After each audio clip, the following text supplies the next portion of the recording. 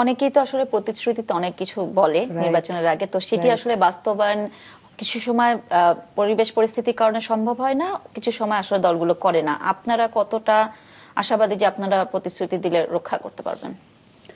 আমাদের বাংলাদেশের মানুষকে আসলে প্রতিশ্রুতি রক্ষাকারক চায় কিনা এটা নিয়ে আমি এখনো সুনিশ্চিত না। কেন বলছি এই কথা?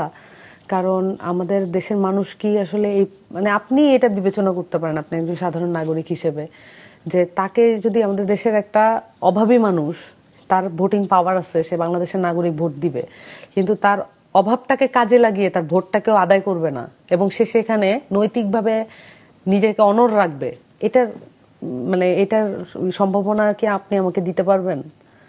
আমি যে এটা বলবো যে অবশ্যই আমরা কথা রাখবো, আমরা কথা রাখতে চাই। আমরা তো চাই যে আমরা যে পরিমাণ মানে শক্ত সমর্থ স্পিরিট নিয়ে এখনো চলছি, সেইটা আসলে মানুষের মধ্যে যেমন আমরা ছড়িয়ে দিতে চাই, মানুষের কাছ থেকেও কিন্তু আমরা স্পিরিট চাই।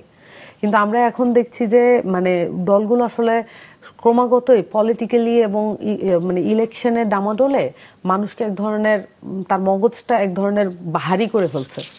এবং যেটা হয় যে আপনি যখন সংস্কার করবেন, আপনার সভাপতি আপনি চিন্তা করবেন কিভাবে এই সংস্কারটা করা যায়, একটা ওয়ে আউট পদ্ধতি বের করবেন। এই পদ্ধতি বের করার জন্য কিন্তু প্রত্যেকে চিন্তা করেন, তখন তার একটা বিকাশমান পর্যায়ে থাকে। কিন্তু যখন ইলেকশনের ব্যাপার থাকে, আমি আবারও বলছি যে ইলেকশন আসলে একটা জেতার বিষয়, ইলেকশন কখনো হারার বিষয় না।